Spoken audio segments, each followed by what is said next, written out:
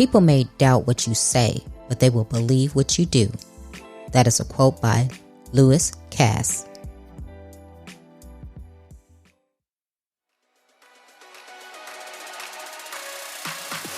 Welcome to Trina Talk. This is the podcast where guests share their stories of pursuing their passions, living a fulfilled life, and empowering others. Each week, I talk with inspiring leaders, business owners, and people with amazing stories from around the world in unscripted conversations as they share their successes and failures. This podcast is all about empowering you to keep striving in your personal and professional life. I am your host, Trina L. Martin. Well, hello. Welcome to Trina Talk. This is episode 165. Before we get started with the episode, I'm delighted to announce that I'll be speaking at Women in Tech, Texas conference on May 19th through 20th, 2022. This event offers an immersive educational experience for like-minded women to access proven strategies and tools to support them in their mission to achieve their career goals. Registration is now open. Book your pass today and secure a 15% discount with my discount code WITT Speaker 15. Again, that code is WITT Speaker 15. And to register, go to the website www.women-in-tech-texas.com. Now on with the episode. The topic of this week's episode is, what is your inner action hero? My guest this week is John Davis. John is an internationally known keynote speaker, comedian, fight director, stuntman, college professor, artistic director, and action hero. He has traveled extensively throughout the world, speaking to audiences of all ages and backgrounds in 28 countries and over 4,000 live performances. John inspires you to set and reach your maximum potential and awaken your inner action hero. At 22 years old, John's spine broke in half, dashing his dreams of becoming a stuntman, fight director, and martial artist. Doctors told him he may never walk again, and if he did, he could never have a physical career. Until what he now calls the 5F formula, John overcame the limiting beliefs of others and brought himself back. He went on to perform over 4,000 live comedy, sword fighting stunt shows all over the world, including performing more than 100 shows on the most remote bases in both Iraq and Afghanistan on 6 USO tours. Hi, John. Welcome to Trina Talk. Well, hello, Trina. I am so excited to be here. I think we're going to have a lot of fun today. I think we are too, especially since you're the action hero. I'm pretty sure we're going to get into that. But how I like to start off the show, I ask all my guests to tell the listeners who you are and what made you the John action hero that you are today. Oh, okay. Well, I'll try to keep it as short as possible because it's a kind of a little bit of a drawn out story. But when I was a young boy, I wanted to be Errol Flynn. I wanted to be Robin Hood and go swing from the trees and sword fight and do all that stuff. And when I got into my late 20s or early 20s, actually about like 2021, I got interested in being a stuntman and a fight director for film. And I ended up meeting two of the top fight directors in the world who thought I had talent and started training me. And at 22 years old, the end of my 22nd year, I was asked by a friend of mine to help him unload his van. And I went out and I was unloading boxes of clay. He was a professional potter. And I picked up that first box of clay and I turned to set it outside of the van and my spine split in two. And I collapsed and was paralyzed. And they took me to the hospital, and I had my big dreams of being a stuntman and fight director were all going away very quickly. Doctor told me, he says, we're not sure you're ever going to walk again. And even if you do walk again, you're never going to have a physical career. And while I was lying in that hospital bed, a buddy of mine gave me a book by Bruce Lee called The Tao of Jeet Kune Do. And as I read that book, I found all kinds of great insights.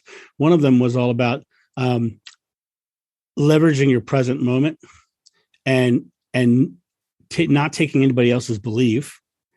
You take your own belief. And then lastly, about mental flexibility. When things seem tough or adverse, staying flexible and staying on focus onto your goals. And so that day, lying in that hospital bed, I started flexing the muscles in my neck. And I slowly, over the course of a month, went down my back until finally I flexed my hips, which was below my injury. And then I ended up over the next year working my way back out of that bed. And at a year and a half, I was back to my full self, going back for my black belt, and climbed up on top of a tower and jumped off into a fall pad, 3 stories, and went on to do over 4,000 live comedy sword fighting stunt shows all over the world, including the front lines of Iraq and Afghanistan on 6 USO tours. And after 21 years of doing that show all over the world, I realized that I had something I needed to tell people, what they're capable of, and finding that interaction hero within themselves. And so I needed to find a way that I could not only deliver that message, but still do the fun stuff that I like to do, like bullwhips and nunchucks and all that kind of fun stuff. And so I created the corporate action hero. And now what I do for a living is I'm a keynote speaker. I travel all over the world. I go into corporations and I teach people how to awaken their interaction hero, achieve more. And one of the big key things that I do when I'm there, it's the finale of my main corporate speech. I take one person in their audience and bring them to the stage. And under 5 minutes, they learn to crack a whip and take targets out of my hand. Really? So there you go. There's the Reader's Digest version. There's a lot in there, I know. Wow. I'm just sitting here and I'm amazed. One, like I said, you're the action hero. And I was like, this is going to be an interesting interview because I want to see how you got that name. But thank you, being a former military person. Thank you for, touring with the USO and doing that, because I've been deployed to places where people came in to entertain us. It was the greatest honor of my life. When I say to a soldier like yourself, I say, thank you for the service. I mean it, because I've seen it. I've seen that service first and for, right on the front lines. Yeah. And I figure for people like yourself who volunteered to go anywhere in the world to defend my freedoms, it was the least I could do to go there and make you laugh for a couple hours. Oh, wow. That's very nice. Well, thank you. Thank you for doing that, because when we're away, it's kind of rough. So anything like that can bring us joy and laughter, it's always appreciated. But okay, stuntman, fight director, Bruce Lee. I loved Bruce Lee growing up. Me too. Oh my goodness. And Bruce Lee and all of this. And basically you willed yourself back to health. Yeah. Well, it's interesting about Bruce Lee. When Bruce Lee wrote that book that I read, he was lying in a hospital bed in traction and had just been told he'd never do martial arts again. And he did every movie you know him for as an adult after that, because most people don't know it. He was a movie star when he was 7. Yeah.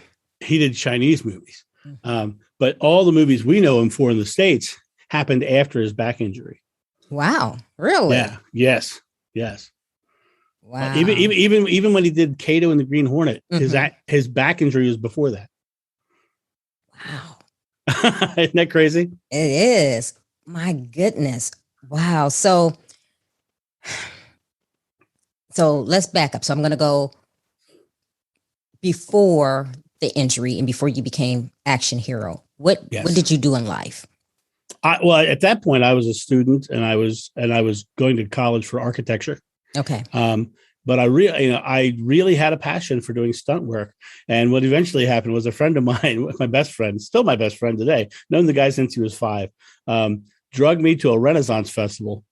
And I ended up doing a Renaissance festival as a patron dressed up in a costume, and I had so much fun. I had my own costume the next year, I went back and I got stuck at the Renaissance festivals. And that's when I did my hack and slash comedy show. It started at Renaissance festivals, and we went all over the world with our show that we started at Renaissance festivals. So this is amazing. So basically, like you said, as a kid, you had your heroes, then you went to Renaissance festivals, and then now, you're doing stunts and comedy. I mean, how much better does it get? Because not many people get to follow their passions, right? Well, and it's so interesting. When I was a kid, those are the things I wanted to do. But my back injury showed me that I was capable of achieving anything.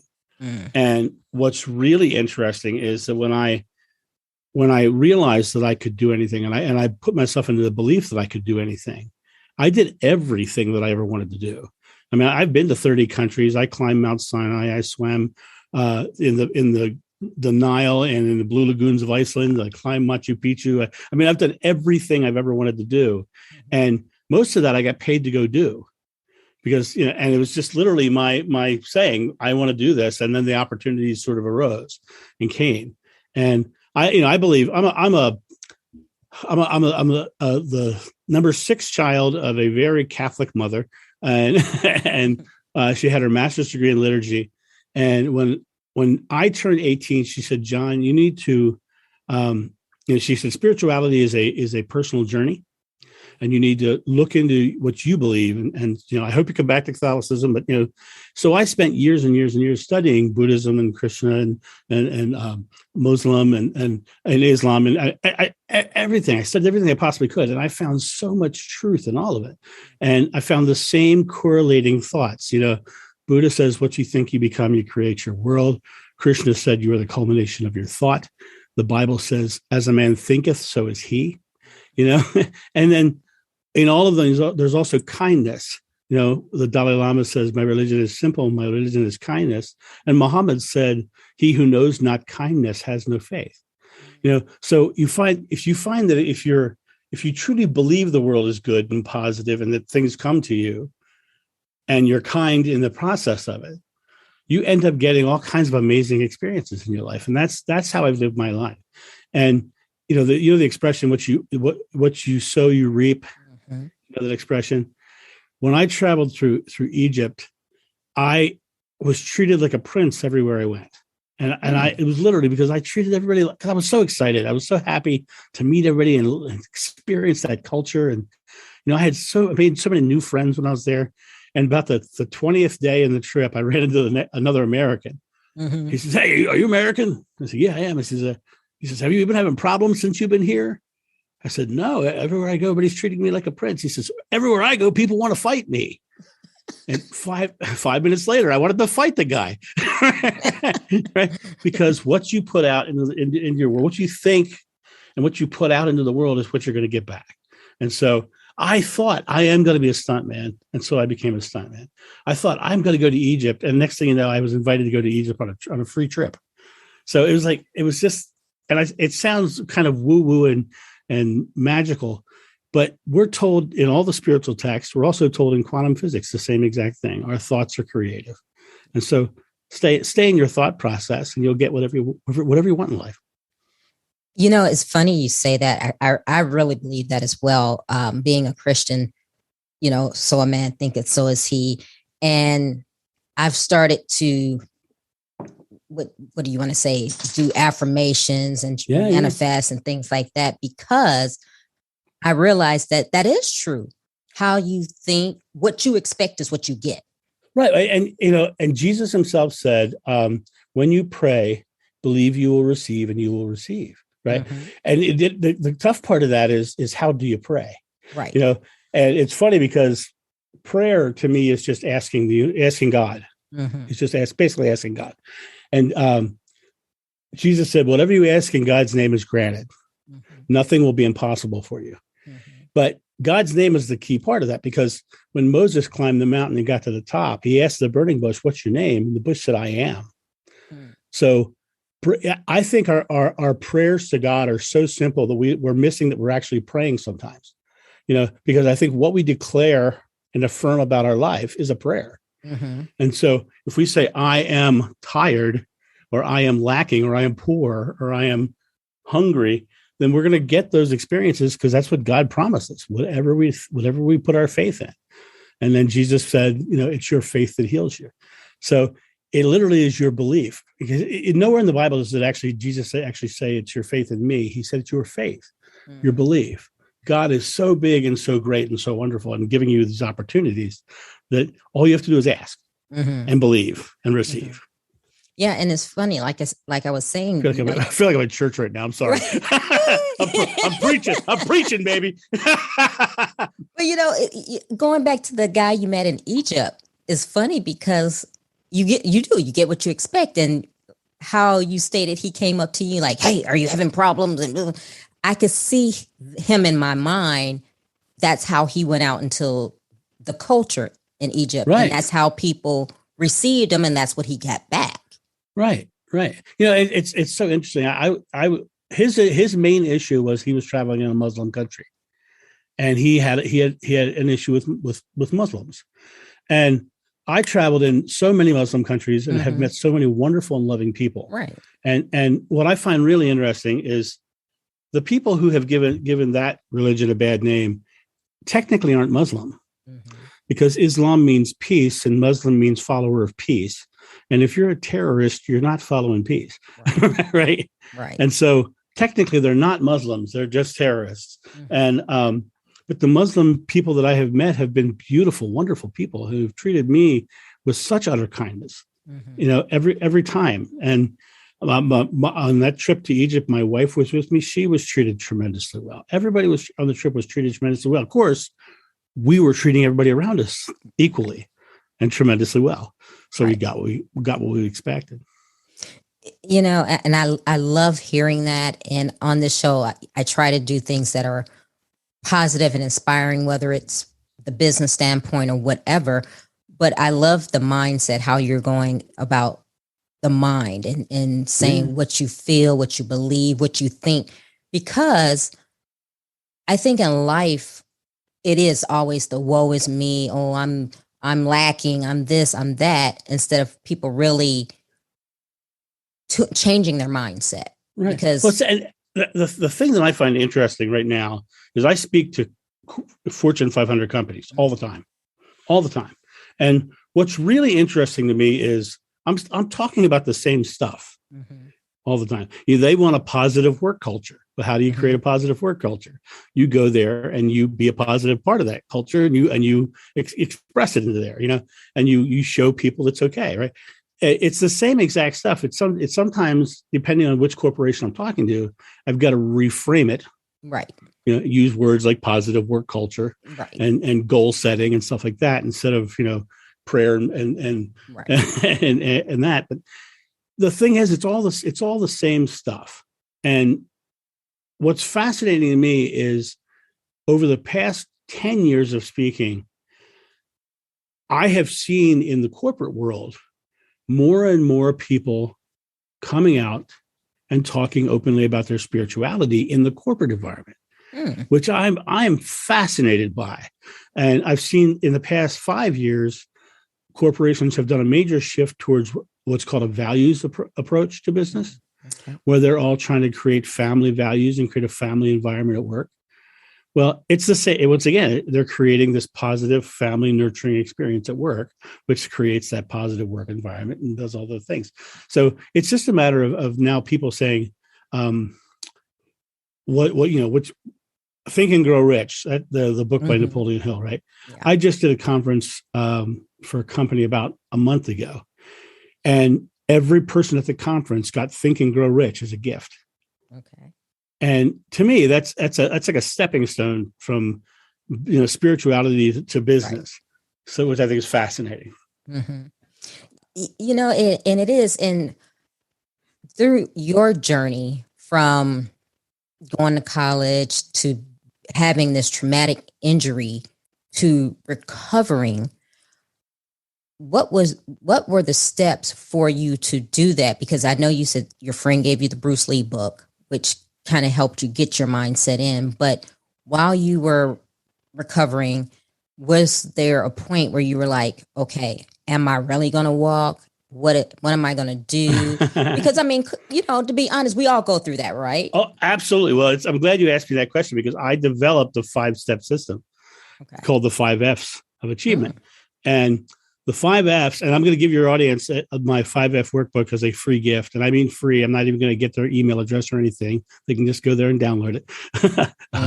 Nothing on that page will sell them a thing, I promise. But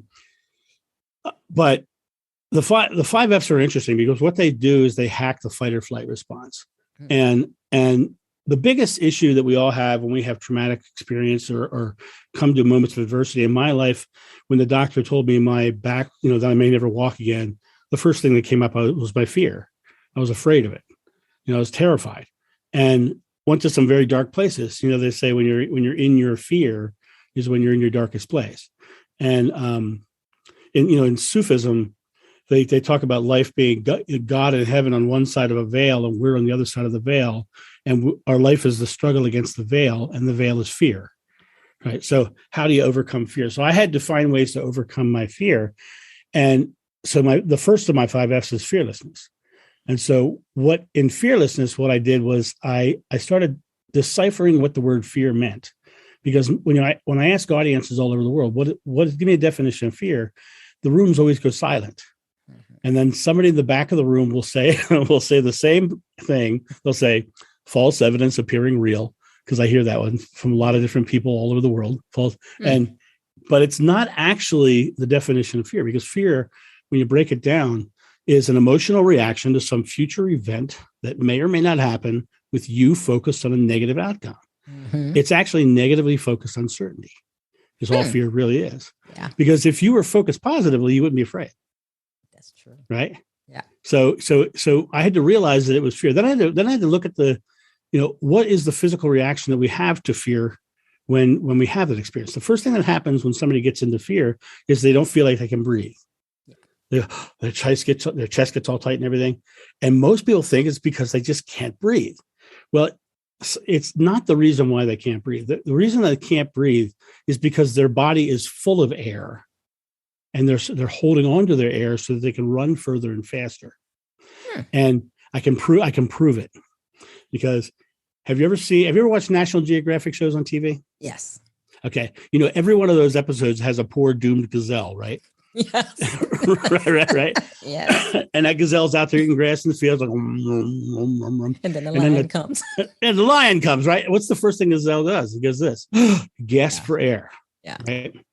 It's the primal response of fear is to fill our lungs as full as we possibly can so that we can run further and faster.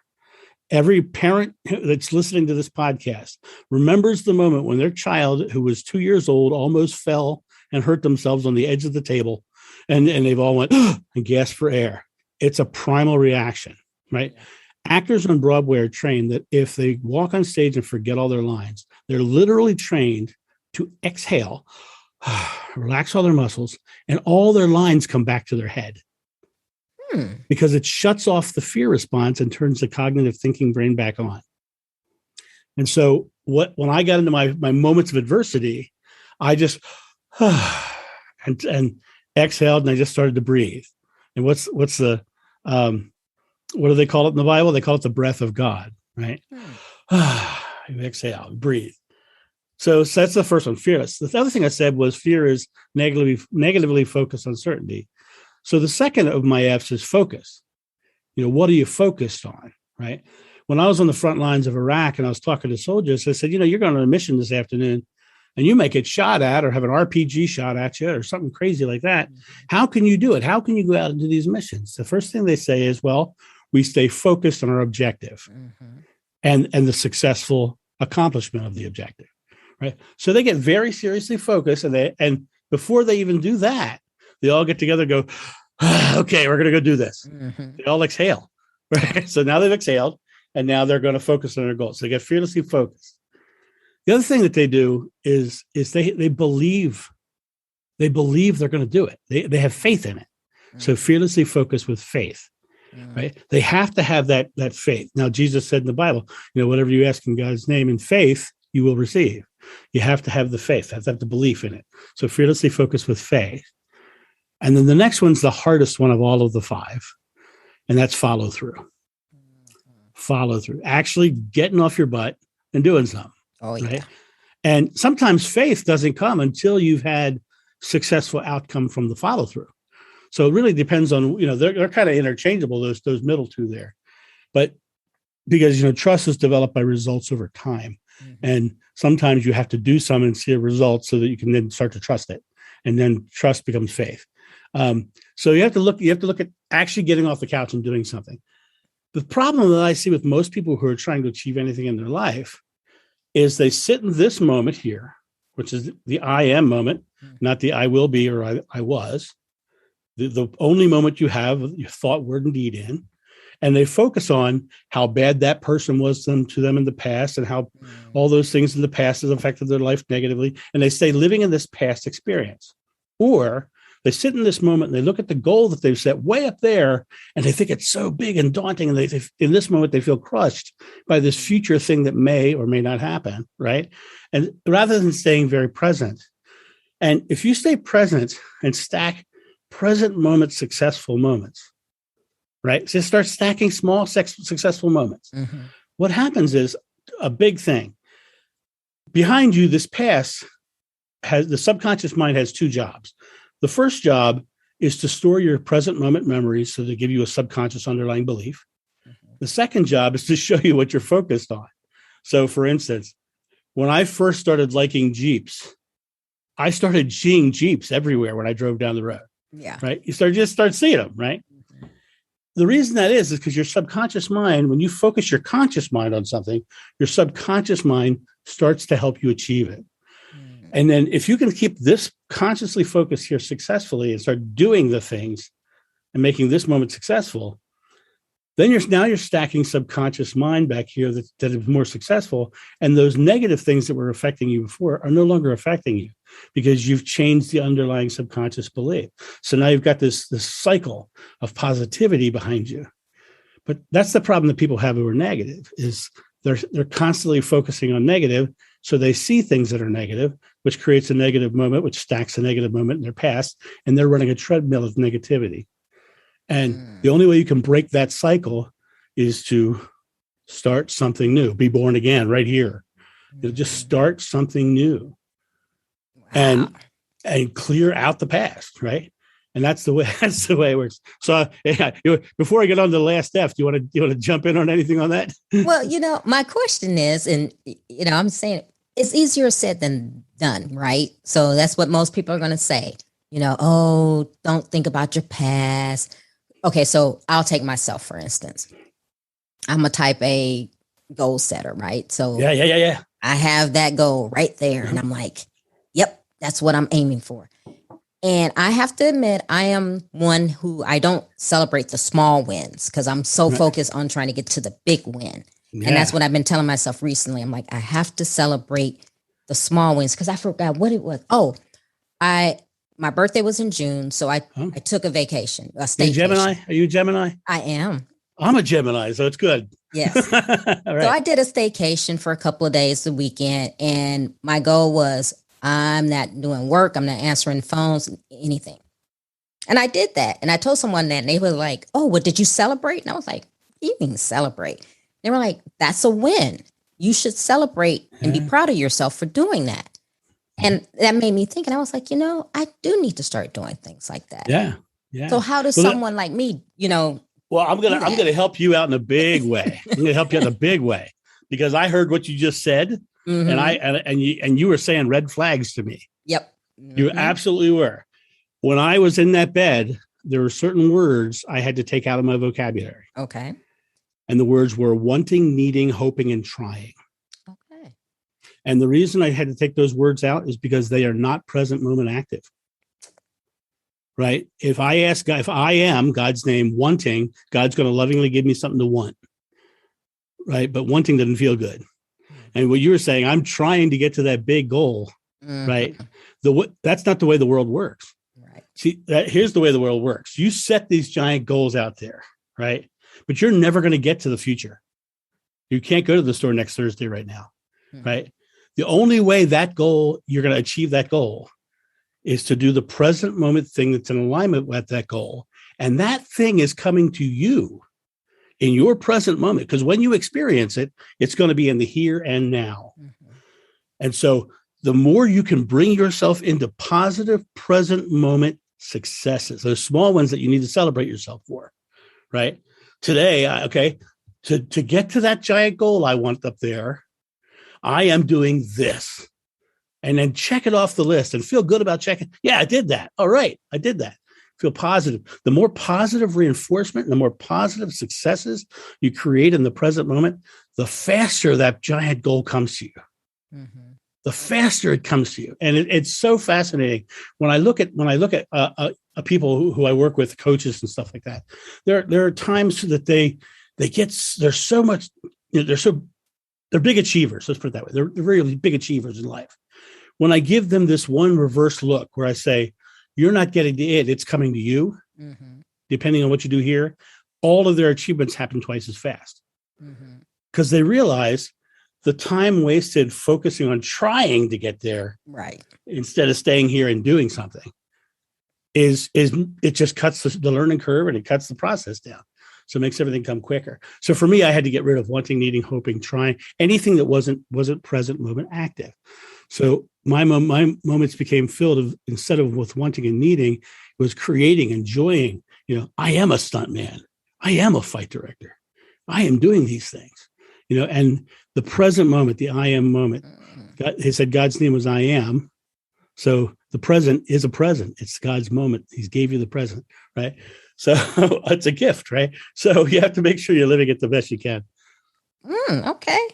I like that. You're right. And like, I'm just speaking for me, listeners.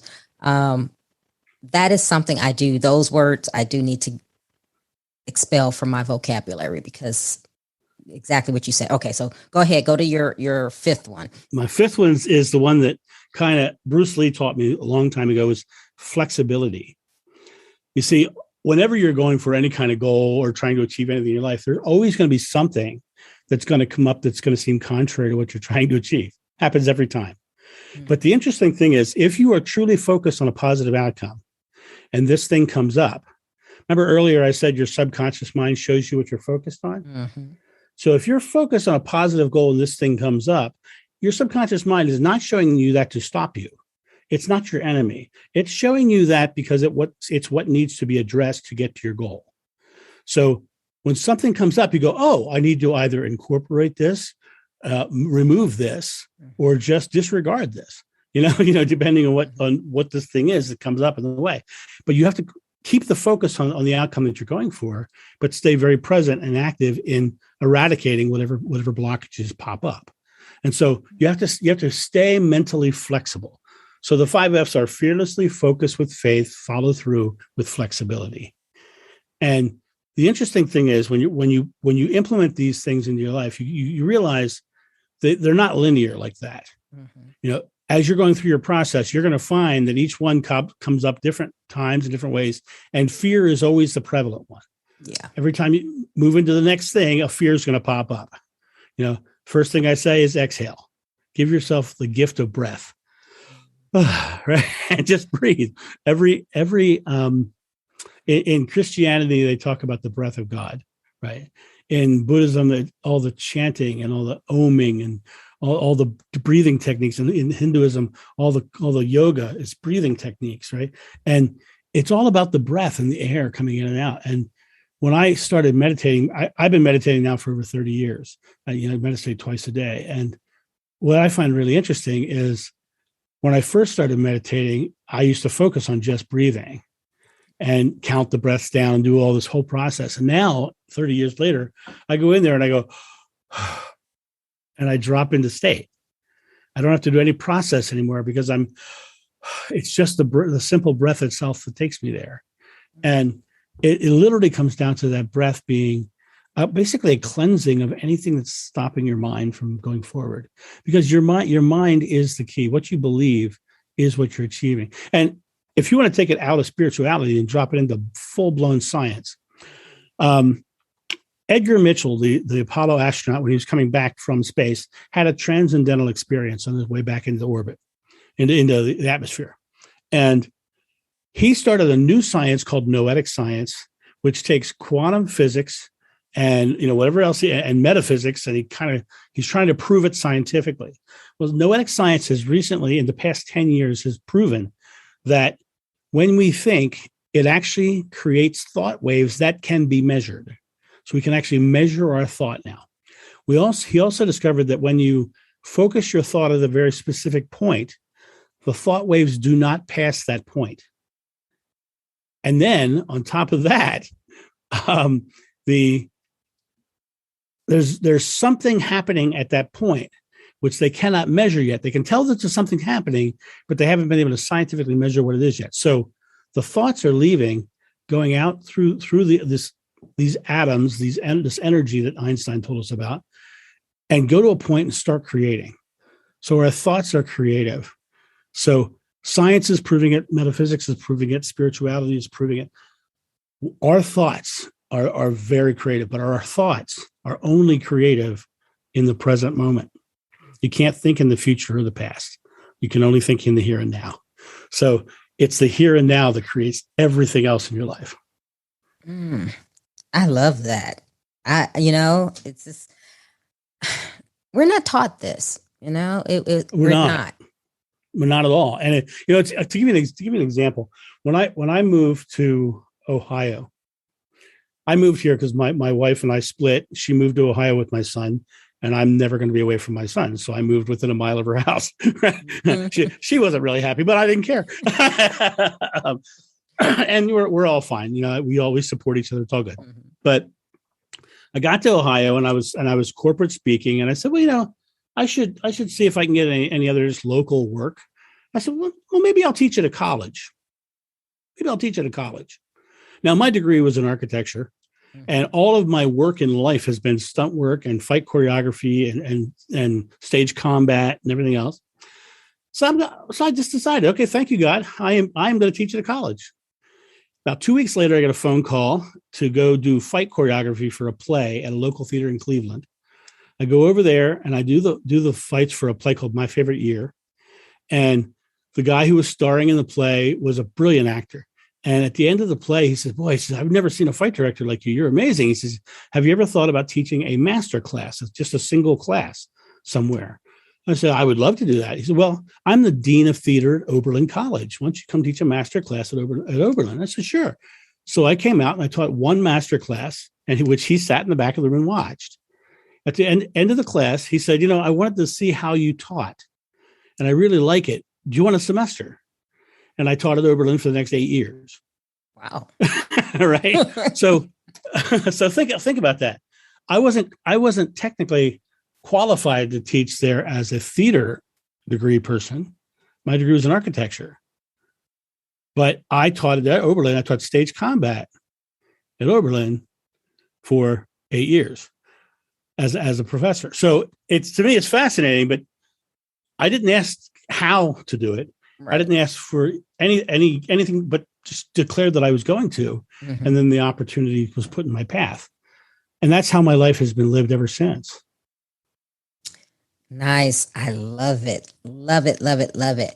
Now let's talk about your stuntman and your fight director. Let's talk about some of that stuff. Sure. What do you want to know?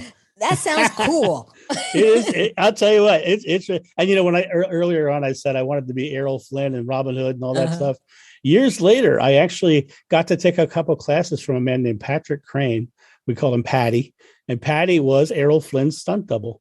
I actually got to sword fight Errol Flynn's stunt double, and I was in a movie with Brad Pitt and David Duchovny, and I did all kinds of interesting stuff. But most of my stunt work was live stunts in live shows. And the difference between film stunts and live stunts, all of it's dangerous.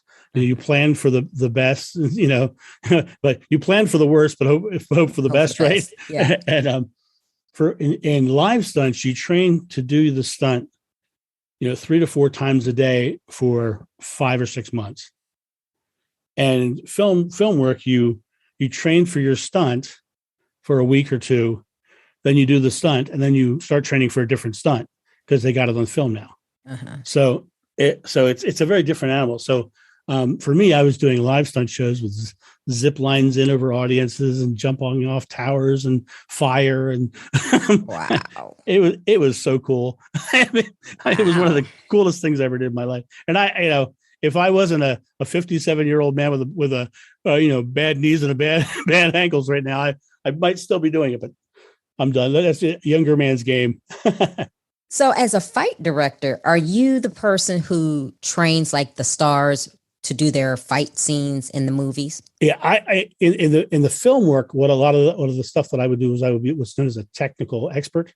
Okay. So, say for instance, actor needs to learn how to crack a whip. Mm-hmm. So I come in and I train them on the whip, and I do that. Now, when I direct fights or choreograph the fights, I actually do the entire piece. And if I'm doing a live show, most directors, if you're the fight director for a live show, they give you the scene to direct. So you go in there and you start from before the aggression all the way up through the end of the fight. Okay. And so you direct the entire scene. But in film work, I'm an expert in whips and nunchucks, quarterstaff, European sword styles, rope fighting, knife fighting, hand-to-hand martial arts, just Western gun spinning. I do Western gun spinning as well. Really? Yeah. The key to being a successful fight director is to constantly be upping your skills. Right.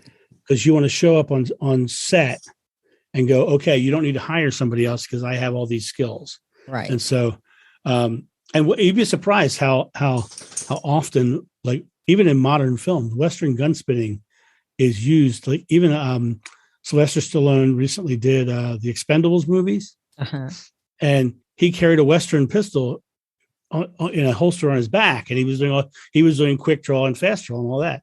So I didn't do it, but somebody had to train him to do quick draw for those movies.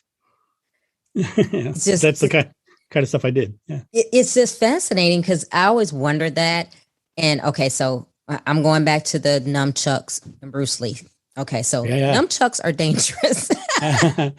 You don't have to tell me. Because, growing up, I think my brothers had a pair. And I think after a while, I think my mother must have thrown them away because it was like, she was like, these things are dangerous. Well, it's funny. I use nunchucks in my corporate speeches. And I talk about the idea of two rigid objects. And the only way they can work together is this little bit of flexibility in between. I do all this fancy twirling.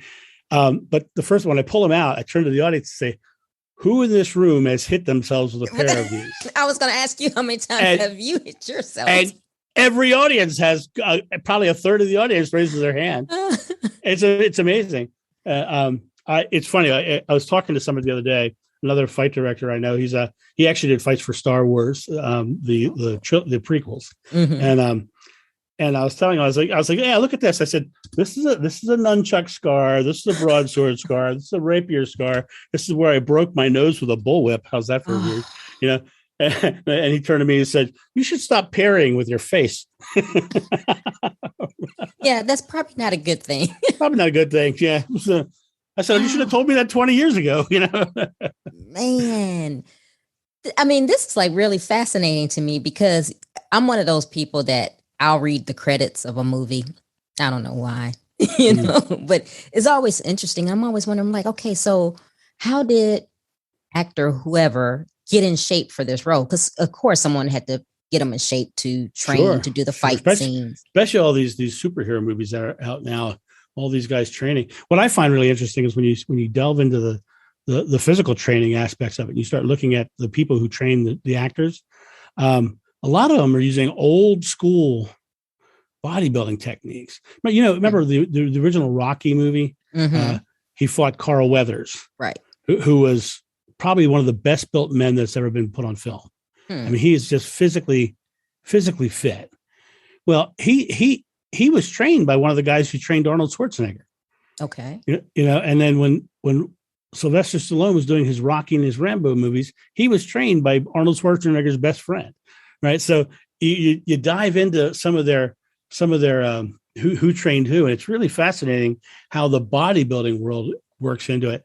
Back to Carl Weathers, he was training with Vince Gironda, and Vince Gironda became famous because back in the 50s, he had the lowest body percentage of any bodybuilder. His body fat percentage was so low that in the 50s, they didn't like the look of that lean. They liked a little bit of smooth muscle rather than the rippled effect. So he would never win. But he invented a diet called the steak and eggs diet. And Carl Weathers did the steak and eggs diet to get as lean as he did. And all he ate was steak and eggs and water for like 9 months. Oh my goodness.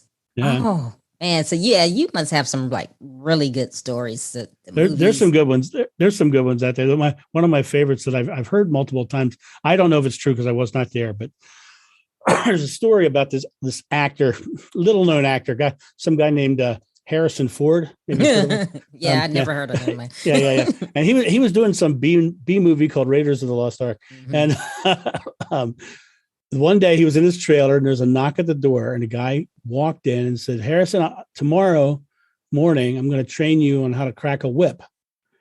And Harrison said, "Okay." And the next day, Harrison Ford showed up on set, supposedly wearing a motorcycle jacket, welding gloves, and a helmet because he was afraid of getting hit by the whip. And it's really interesting because if you ever cracked the whip, which is one of the things that I trained actors in is whips, you can't really crack a whip well with all that stuff on. And it's just like anything. It's just like anything in your life. If you're going into some new goal or something, and you start shielding yourself up, out of fear, you're just making it harder for yourself. Right. And same thing with whip. But yeah, Harrison Ford, the guy who's so known for his whip, showed up on set with all that crap on.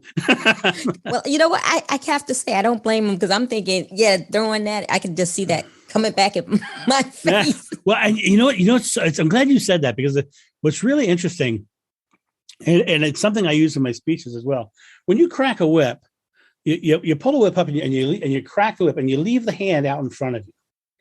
Okay. It's just like when you're going for a goal, you want to hold on to it until you get to the goal, right? With a whip, you bring it up and you hold on, you just keep your hand in front of you. If you keep your hand in front of you, the whip will literally crack and fall straight down. But when you thought about it coming back at your face, that's a fear response. That's because you go boom and you flinch and you put more energy back in the whip and the whip's not coming right back towards your face. And so it's interesting, but everybody thinks of that because that's what they do when they think of whips, is they think pain or danger, or so sometimes other things. But but when I bring a person on stage, I always pick the most timid person I can find, and I never talk about whips because I don't want them thinking pain, danger, or other things. I only talk about fishing, and I talk about casting fishing rods. Okay. And so then by the time we get to the point where they're taking targets out of my hand, they've had all these moments where the audience was doing fish faces and everybody was laughing. And it was just really a fun experience rather than a scary one. And so by the time they cracked the target out of my hand, I said, "Just look right here and cast your fishing rod," and boom, and hit the target right out of my hand. Wow. It's pretty cool. It's pretty fun. And so do you do that at corporate trainings as well? I do it mainly in big keynotes, but I do it in corporate trainings as well. A lot of times what they do is they bring me in for a big keynote. It's for the opening kickoff. And then right after lunch, they bring me back from one of my workshops because I can break them out of food coma after lunch. Right. But what I do is I get them up and I get them moving. I do all kinds of stuff. And then for the last 15 minutes of that workshop, I give anybody in the room who wanted to crack the whip a chance to crack the whip. And it's interesting because you suddenly see all these people who were very timid before are now like, they've seen this person who I brought on stage before. And like I said, I chose the most timid person I could find. And if they can do it, I can do it. And it's really an interesting thing. So, but yes, I use that, and I use whips. One of the first things I do is I pull the whip out. I hit a target on somebody else's hand. And then I eventually do the nunchucks. I do a thing where I put 5 men down in chairs, get them to lean back on each other, and I take all the chairs away, and they're levitating off of each other, basically, And then the last thing I do in that speech is I bring the person up and have them take the target out of my hand, which is cool. Yeah, I would have to see that because like the whole cracking the whip and Well, if you go to my website, corporateactionhero.com, right on the main page is my promo video. And Okay. you'll see me cracking whips, you'll see numjacks, but you'll see like 4 or 5 women on stage cracking targets out of my hand. Wow. See, that's cool. That's really cool. I like that. Has the excitement for your business disappeared or been replaced by the tough financial reality in your life? Let us help you stay strong as a leader and set the course to putting your name in history by joining our free 5-day challenge, Make It Rain, the legacy event. With invaluable knowledge accumulated by global leaders from around the world, we will help you break away from your self-limiting beliefs and get you closer to achieving financial abundance. Secure your spot today at thepivotmaestro.com/MIR-event-register. Okay, so we've gabbed enough. We got to get to our questions. Okay. Okay. Okay. And it could be, like I said, work, personal, funny, whatever. I don't care. Who or what motivates you?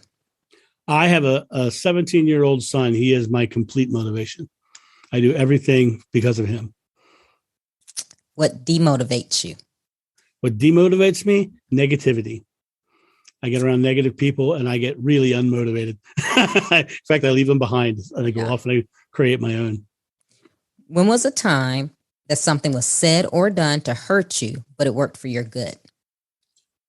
Oh, that's an interesting question because I had an emotionally abusive father, and of his 7 kids, I was the one who got the brunt of it. And he said things that were horrible to me as a child, but as an adult, many, many years later, I can go back and go, okay, that made me independent.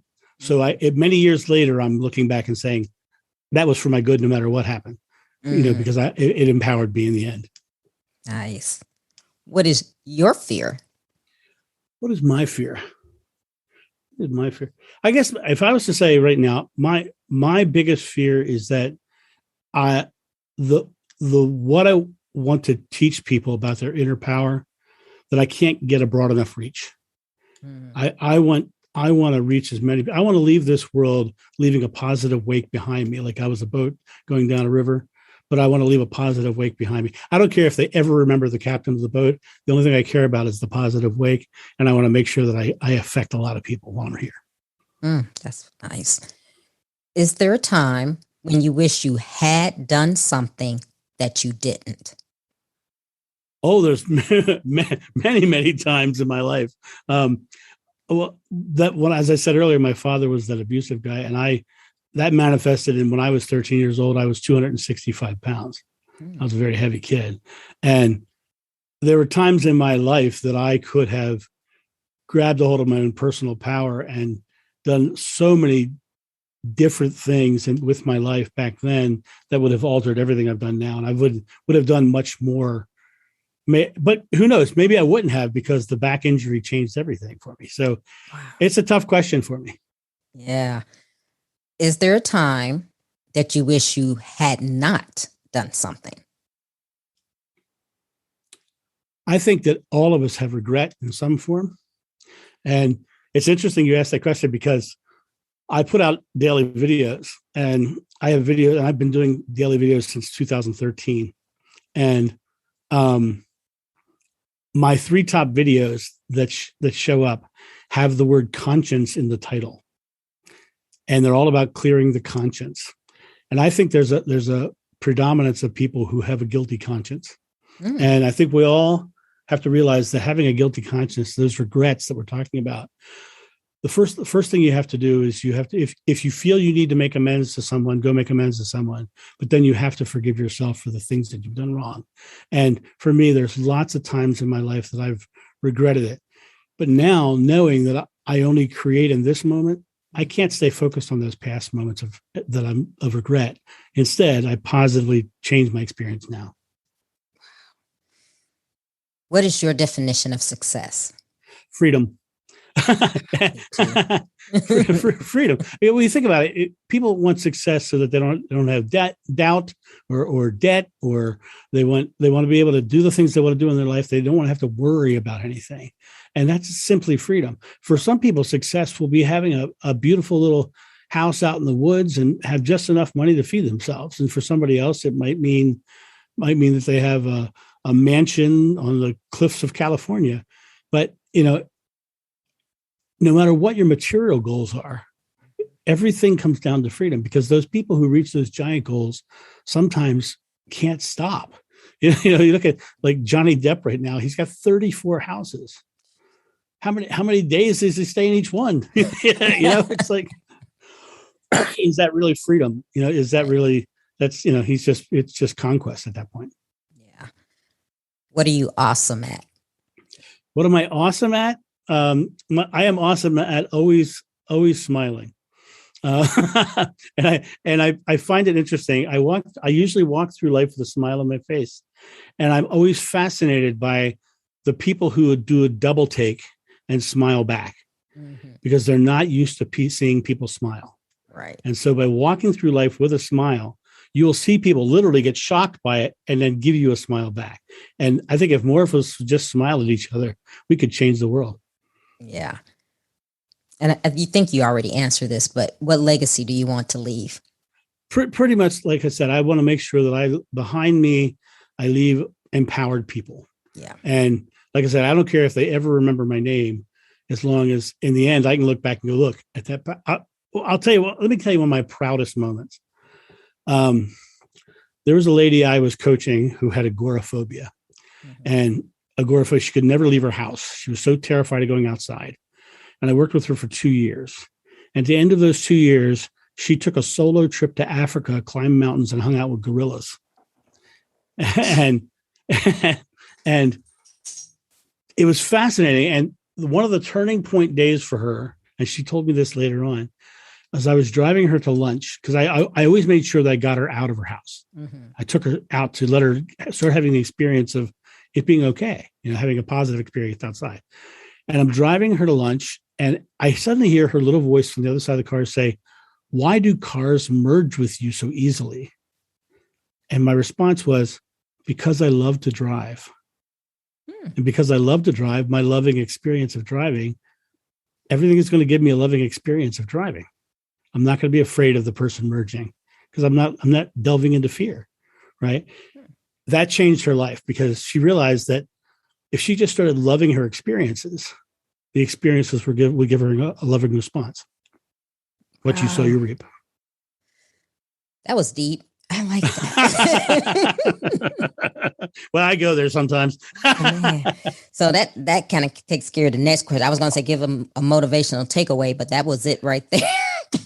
Well, let me just say this. Okay. Everything we've talked about today has been powerful. Yes. And we've talked about some pretty cool things, but it all comes down to one thing: your present moment.